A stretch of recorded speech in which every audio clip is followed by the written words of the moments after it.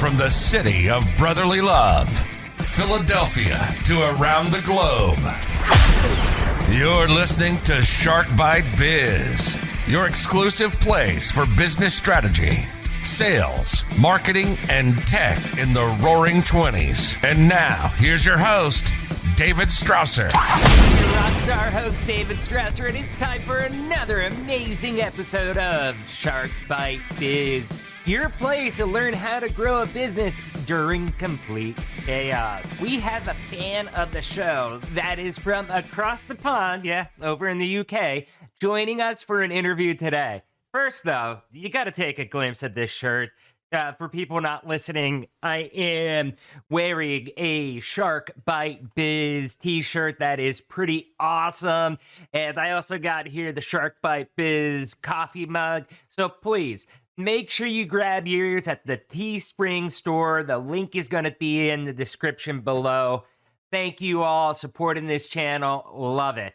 So we're going to chat with somebody that has done an incredible career transformation, literally from a landscape artist to an attorney, an attorney in the UK world, whatever they're called out there, and then to the HR field. But she wasn't done yet, because then it led to the HR tech field. And that really allowed her to see the opportunities to try and take advantage to help digitally transform the HR world. And it's really amazing to hear stories like from our guest today, the path that they've taken in their life to get exactly where they are.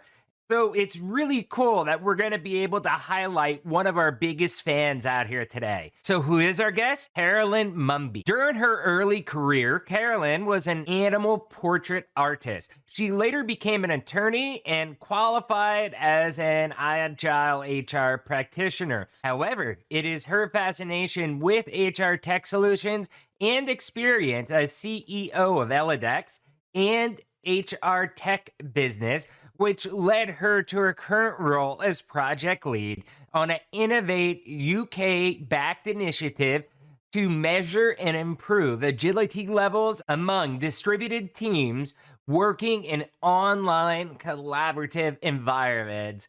I told you, this is going to be a fun one today, y'all. So without further ado, let's bring Carolyn on in here. Tech for your biz. Good. Welcome to Shark Bite Biz. Such an honor to have you here, coming all the way from across the pond in the UK. I'm so excited to be here. Thank you so much for inviting me, David. The idea of talking with you in Philly is really awesome.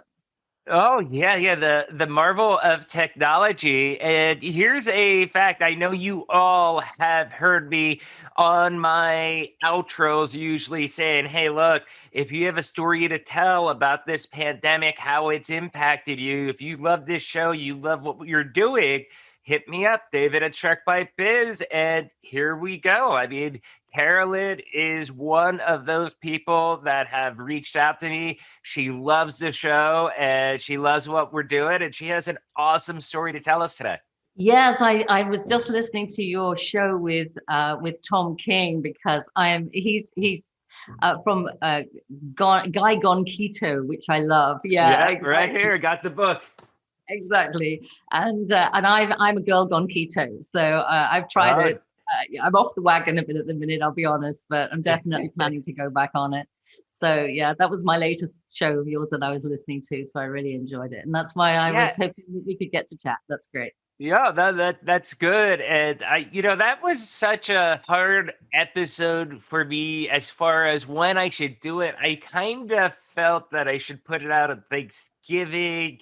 But then I was like, it was a hard decision. Should I put them out on Thanksgiving or not? And I decided, nope, I'm going to do it on the Monday after Thanksgiving. So that way I can get everybody overstuffed thinking about food.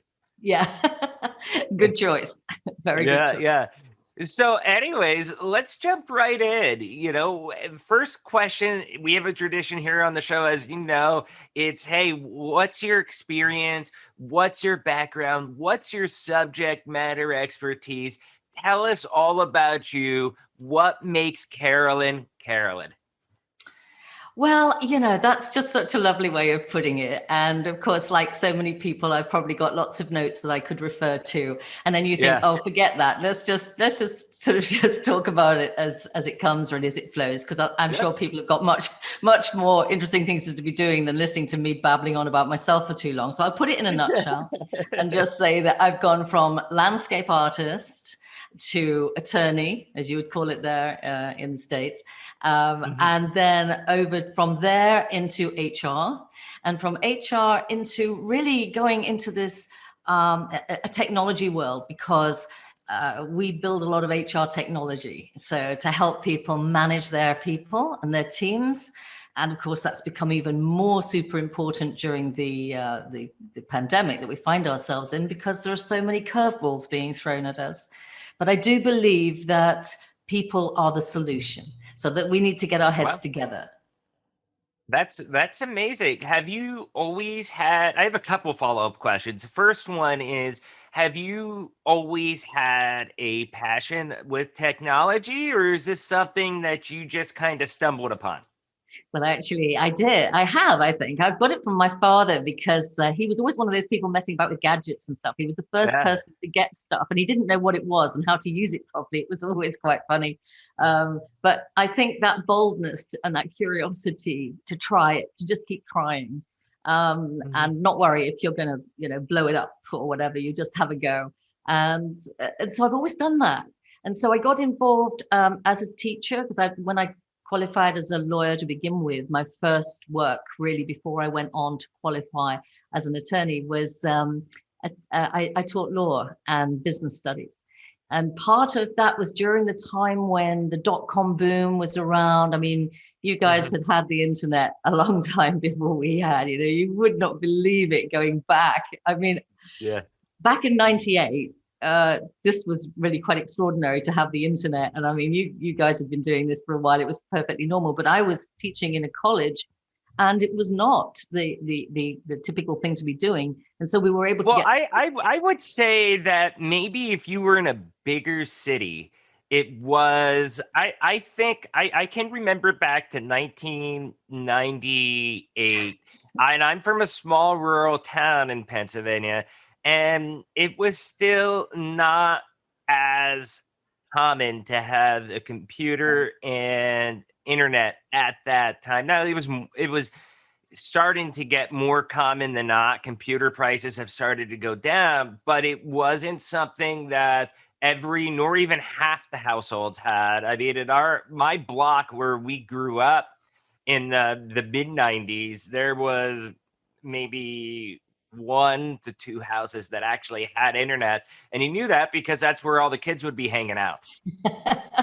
Yeah, exactly.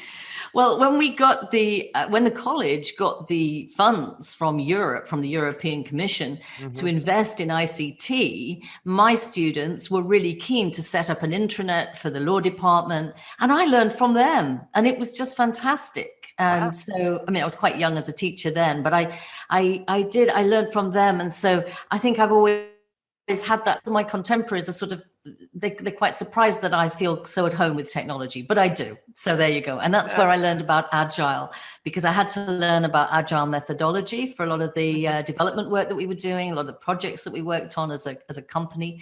Eledecks, my business, I'm CEO of Eledecks, and we've developed HR technology mainly around compliance, because that's my background as a lawyer. So that was following me around, and you do what you're good at and what you know, don't you? Yeah. And so that's what we were doing, focusing. A lot of things that we did with our HR technology closed the compliance loops, whether it was for storing your HR records and making sure that they were safe, and for a lot of people, regulations, was it complying with GDPR? Now, if you're still awake at this point, David, you'll be pleased to know that I'm not going to talk any more about compliance, because it's really boring. Everybody knows it is.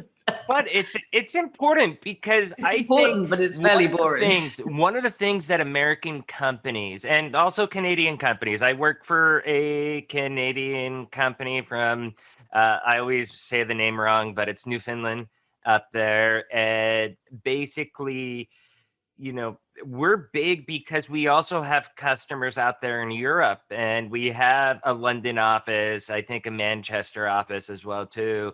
And we have full teams out there that handle our European deployments, that we have to be GDPR compliant. And I think a lot of American companies don't fully understand that compliance level and how they have to be compliant with that if they're working with European people, right? Yeah, because we do have different standards, platform standards from you guys, but we are, because the UK is coming out of Europe, we've got just a few days left. I think I saw somewhere 30 days or something like that. It's probably 27 now before we come out of Europe. Are you talking about the infamous Brexit? I am talking about the infamous Brexit. Yeah, that's right. Known to some as the dog's breakfast. So yeah, it's a bit chaotic over here, especially for people who are trying to cope with imports, exports, that kind of thing. In businesses like that, it is a nightmare. But yeah, so the compliance side, it is very important, but I find that it's not the most exciting thing that people like to talk about. They know they have to do it, and we've got a great platform to help them do that. And we do help them with their HR admin and also their HR advice, employment law, all that kind of thing. But during the development of all this stuff that's gone on with the pandemic, like everybody else, and I was listening to you talking about your own personal, the impact on your own family just recently on one of your shows with Bob Wheeler. And it's happened to everybody, hasn't it? It's affected all of us, and things happen. I will admit, because with that episode with Bob Wheeler, I believe you're probably referring about how, just being nervous, we were charging things instead of just paying it off. And I did have a conversation with Bob, and because of the advice that he gave me offline, that when we were talking a little bit more about that, I really ended up going out and I just paid off all those credit cards to get rid of them. And he set me right. He was a great individual there, and very knowledgeable. I'm glad I talked with him, because like I said, a lot of these episodes that I do is for me to be able to learn from experts like you. And I figured, well, if I'm going to do it, I might as well bring everybody else for the ride with me, because there's a ton of people that are probably asking around the same questions. Well, that's it. And you, as part of what we've all gone through, I think we've all had so many different experiences that have been in our own context, and we've had battles, and we've had to deal with, sort of like curveballs, grenades, hand grenades, whatever you want to call them. We've had to deal with those things. And sometimes we've done it in a very innovative way. For me personally, my cathartic experience has been that, although we've been working from home in my business for a long time, I was just saying to you before the show, you could never get anybody to turn their cameras on, until this year. And now everybody's doing it. And it's so great that it's made me realize. Everybody except for my sales rep. That's not good. Why is that? No. Well, it ended up being because he had a broken camera. So we set him straight, and he has it till tomorrow to get it working. But it is because you're not meeting anybody. Okay, so before, I think you didn't have the importance for cameras being on, because we were still having some face-to-face meetings, and you were, the quick calls inter-office or whatever, were just a couple minutes or maybe a meeting here or there. There wasn't the need, because you were still able to see the people eventually, I think. Now, because of the current pandemic, we're not seeing anybody at all. And really the only way to build a relationship, I think, is by turning on the camera, just like we do right now, because you can see me, I can see you, and we're giving each other the warm and fuzzies right now. That's right. It would be very different. I don't know about you, but I don't like just telephone calls anymore. I don't like them. I don't do them much, hardly ever. feels really weird, actually. Just I keep my phone on silent 24/7, and then it'll be, oh, someone called me. Wow. That's unusual. Yeah, quite. I know what you mean. So it's just these days, I mean, if you're trying to communicate with anybody about anything these days, you're using something, whether it's, some sort of messenger or WhatsApp or whatever, but it's usually got video with it, even if it's for personal, and certainly for business now. So I realized that as everybody was really starting to like this working from home thing, and even got a little sort of like, WFH, as everybody likes to call it now. And everybody had got used to Zoom, and they'd all got used to all their other sort of types of, video channels, whatever they are using. And I use Google Meet, Zoom, WebEx. We use all sorts of things, Skype still, but it's become just, it's just the norm. So most people, 60% of people, more than half, don't want to go back to working in the office, and that's what we know from the statistics. It's a fantastic statistic. It's people who are looking for work are predominantly, if they've been doing work from home, the majority of them will be looking for a work from home role again. Yeah, to back that up, we just did, as part of our mid-year review process, our year kind of starts with April 1st. So our mid-year was just, I think, September or something like that, October. We were going through it. And when we were doing those, we actually did a survey to every single employee that was required as part of the review process.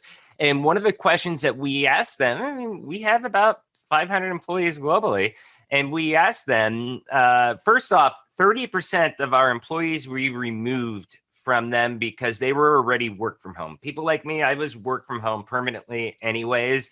So I've been that way for 5 years with Vision 33. I'll say that way. Yeah. But as of the other employees that go to the office, actually 2/3 of them wanted to remain working from home. Only 1/3 of the people wanted to go to the office. And most of them were up there in St. John's, which is pretty much just the island. And it's because it's a small community. And, going to the office is like the highlight of their day. Right. Yeah. Okay. So that was a social thing. And we do need to very much be aware of that well-being aspect, because it can be driving some people nuts. I mean, I was just speaking to some guys this morning, and one or two of them said that they live alone, and it's right. It's not easy when you are in lockdown. We've just gone into a tier 3 situation here, which for us here in the UK means that's kind of like off the scale. That means you can't go anywhere, you can't see anybody, you can't do anything, which isn't great, but that's just in our region. And so when I was looking at this from a tech point of view and thinking, how can I was looking to solve a problem for a client, actually, which is, of course, often how things are born, isn't it? When you're looking for a solution and you can't find it anywhere. And I wanted to bring, from an HR perspective, I wanted to bring my client's team together online in a collaborative environment. And I wanted to help them solve a problem using an agile methodology. And there wasn't such a thing. And really, whether agile is your thing or it isn't, it really just, it's common sense, agile, in many ways. You don't need to get into it in a big deal, do you? You just know agile's going to be collaborative. You need to listen to people and respect them and all that stuff. Make decisions and, you don't have to just go in there with a capital A for agile. You can go in there and say, if we work together in the best possible way as a team, then we can solve this problem, because we're as the people who are closest to the customers and the products and the environment that we work in, we understand all the work friction, we understand all the problems that are there, we understand all the opportunities, we know what the customers want, and those are the people that can help us with the big reset, getting through this problem that we have. Right. That's my belief. But if you can't talk to each other because, you haven't got a means of getting together online, then and collaborating online, then, it's going to be pretty difficult. Now, there are lots of things definitely. There are lots of things out there, and we like them. We like the whiteboards that are out there.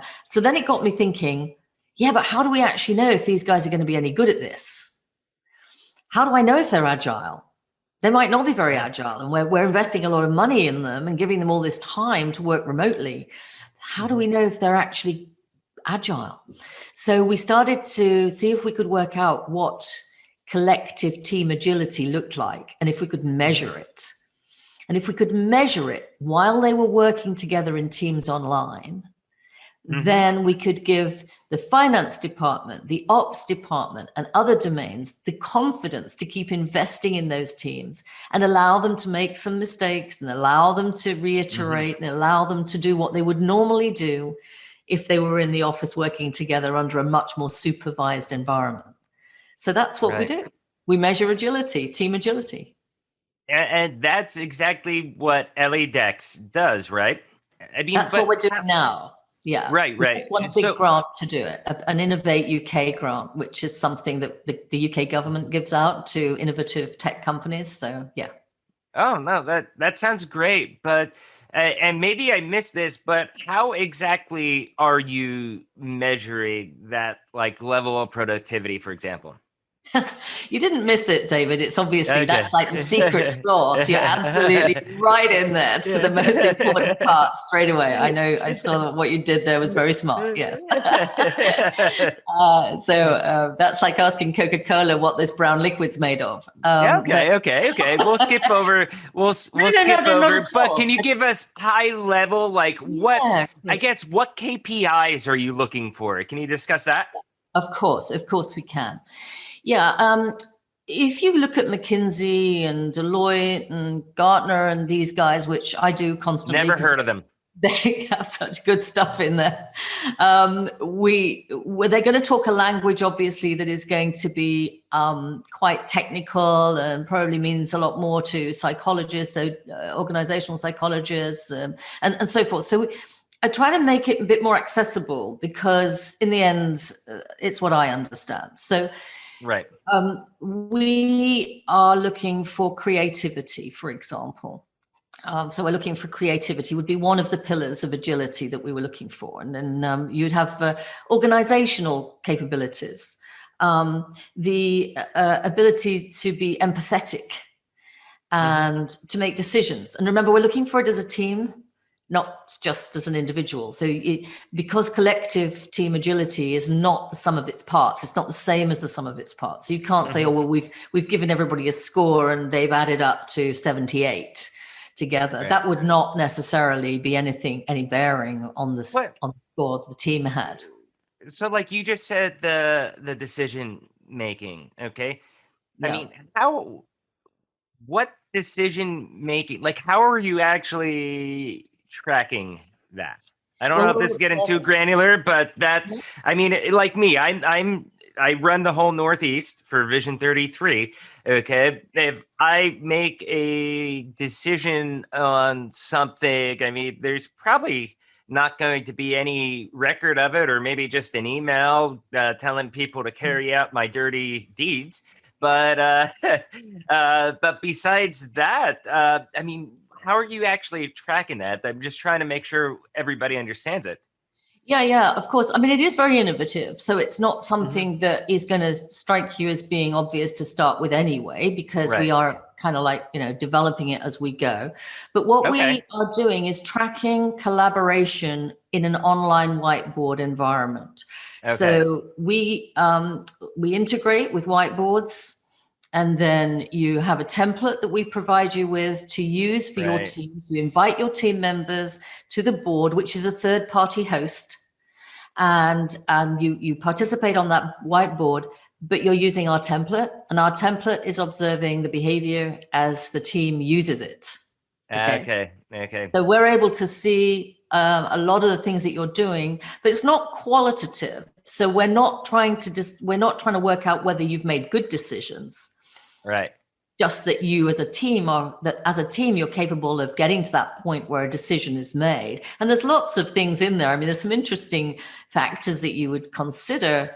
And what we do know is that diversity is very important to teams, to agile teams rather, to good agile decisions. So we're getting to that next level where we say, okay, first of all, we're going to measure your agility, and then we're going to give you the opportunity to improve your agility. And one of the things that we look at to help teams improve their agility is inclusivity. So there's a lot of people like Josh Bersin would say now, who's a household HR name around the world. And of course, he's American, and I'm a member of his academy. I just think he's absolutely fantastic.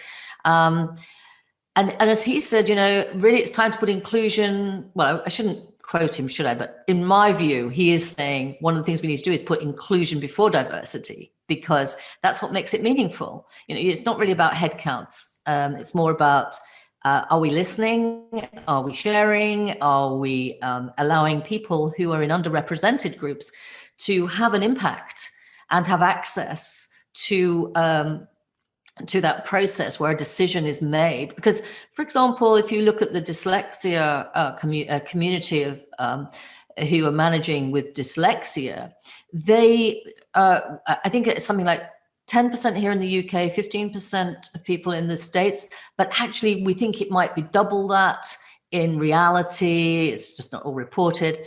But those people actually have such fantastic insights about products and services for people who are, working with dyslexia. So, but we're missing out on that. If there's only going to be 10 or 15 or 20% of the team is going to be made up of people with dyslexia, then if we're not listening to them because we're just trying to make homogenous teams, then we're missing out. And this is a time more than ever when we're looking for the big reset. We're looking to be innovative as a planet to solve our problems of commerce and society and the environment.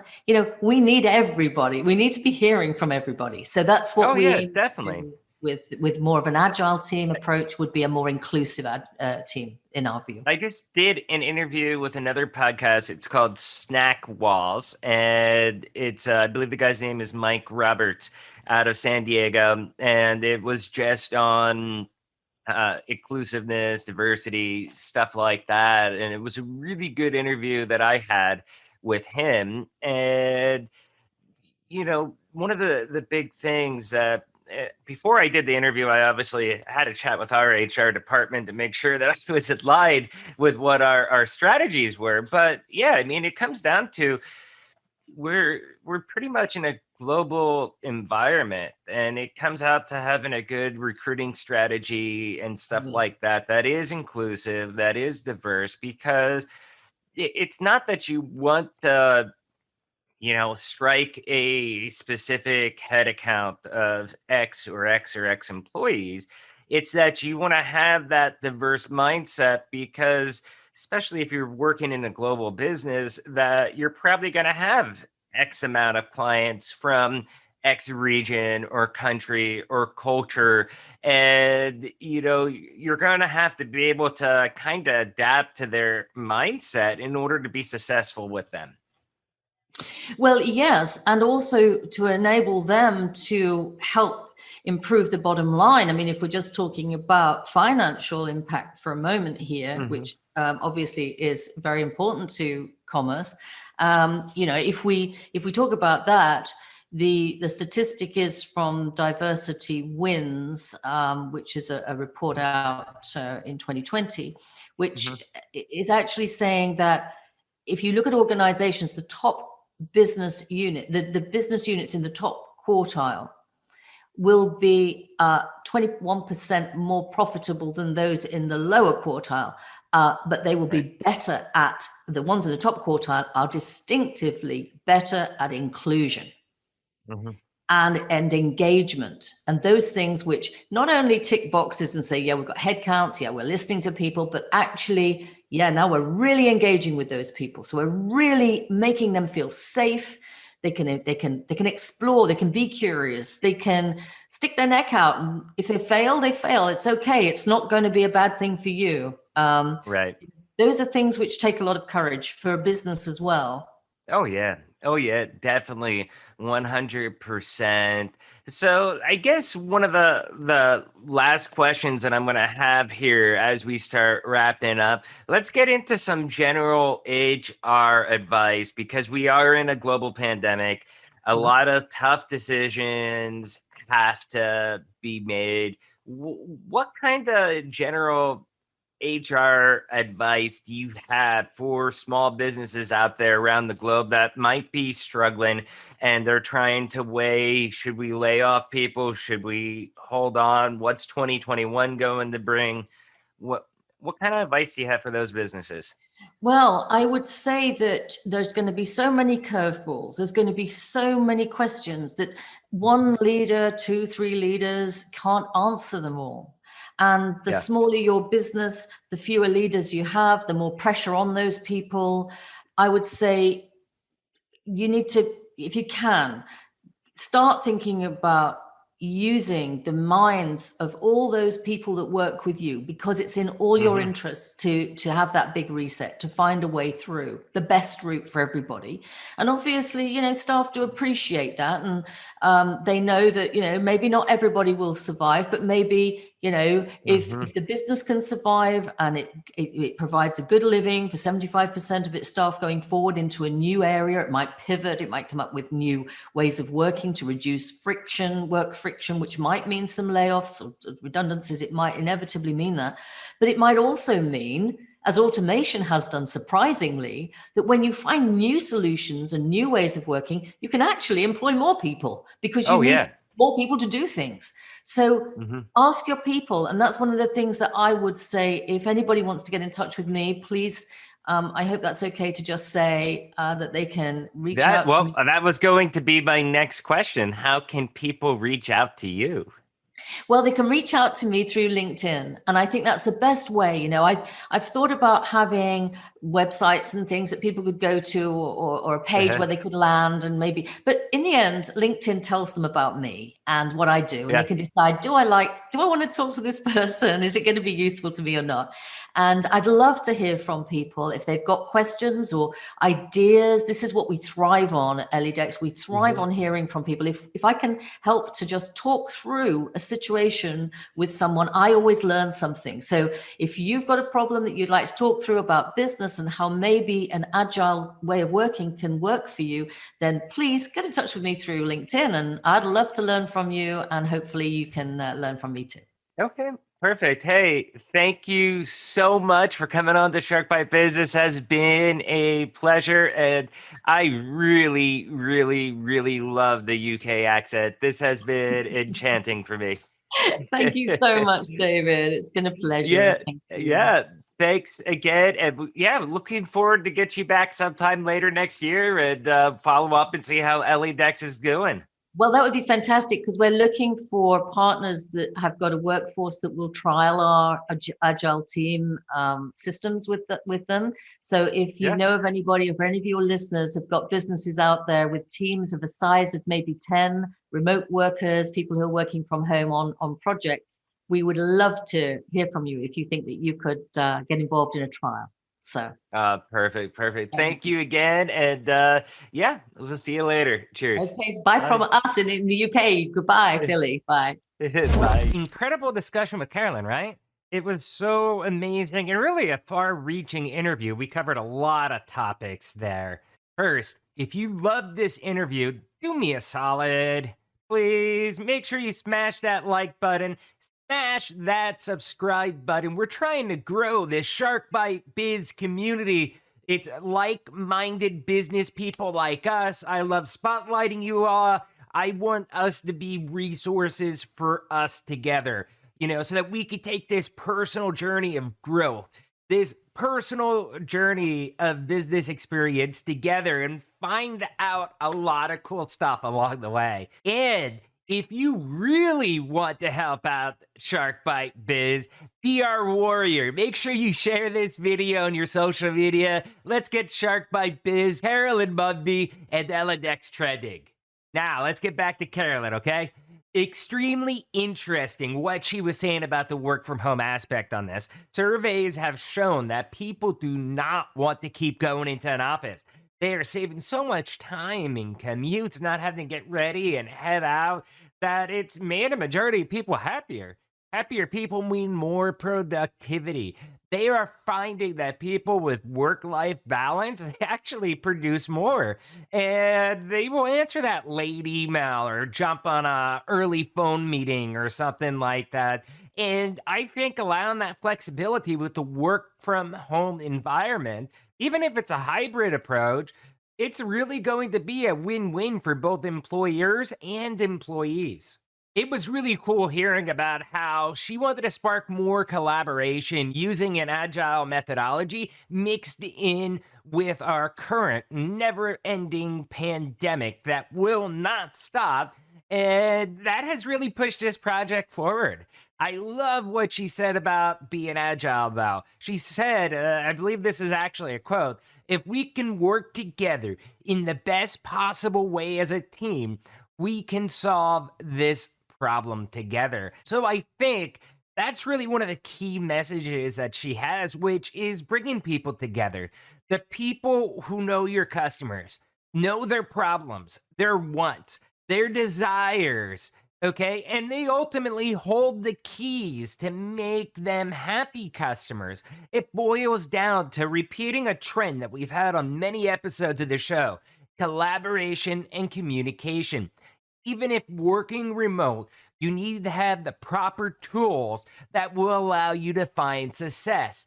And that is a major, major point, because as we're working remotely, I don't think a lot of companies actually have all the tools that they need, and they're missing out. You can make your employees' lives so much more easier, give them such a better experience, and get better results if you have the right solution in there to help you. So I think what her tool does was pretty cool. You know, it doesn't track if you do the right decision, but it's just tracking whether a decision was made. I mean, when you're in a group and you're meeting, stuff like that, you're not meeting for the sake of meeting. Although I've had bosses in the past that wanted to meet just for the sake of meeting. So annoying, right? Thank God we're done with that now that everybody's work from home. But, I think the biggest thing with that working remote, though, and the decisions being made, haven't you noticed, like, you're in a group, you're in a committee, and things are just lagging. They're dragging on. It's a simple solution. You're doing it through email because it just seems easier to kind of write out your thoughts, stuff like that. You get email chains that last forever. And then you always get the one person that chimes in after you already passed that whole discussion point because they're playing catch up and they didn't see the other 500 emails that came after that email. So they're just responding to that one. And it's like, oh, you've already passed that point. So this is really critical. Having a tool like that it really allows the collaboration real time for decisions to be made, especially when working remotely. Again, it's something that saves time, saves money, saves frustration, makes employees happy. So today's question is, what has been the hardest part of working remote during the pandemic for you? Leave a comment down below on YouTube or whatever podcast service you have. I'd love to hear these stories. And lastly, do you want to be a guest on the show? Do you have a good business story about how your industry, how your clients, how you have had to change and pivot during this whole pandemic period? Shoot me an email, david@sharkbitebiz.com. That is exactly what Carolyn did, and then she was on the show today. So once again, people, remember, I'm David Strausser. This is Shark Bite Biz, and we'll see you again next episode. Cheers.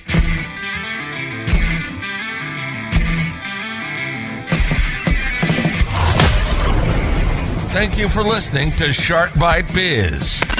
We hope you got some insightful info from this podcast. Be sure to subscribe to us through your favorite podcast app and visit us on the web at www.sharkbitebiz.com. How has business changed for you in the 20s? Email us at podcast@sharkbitebiz.com so you can join us and share your story.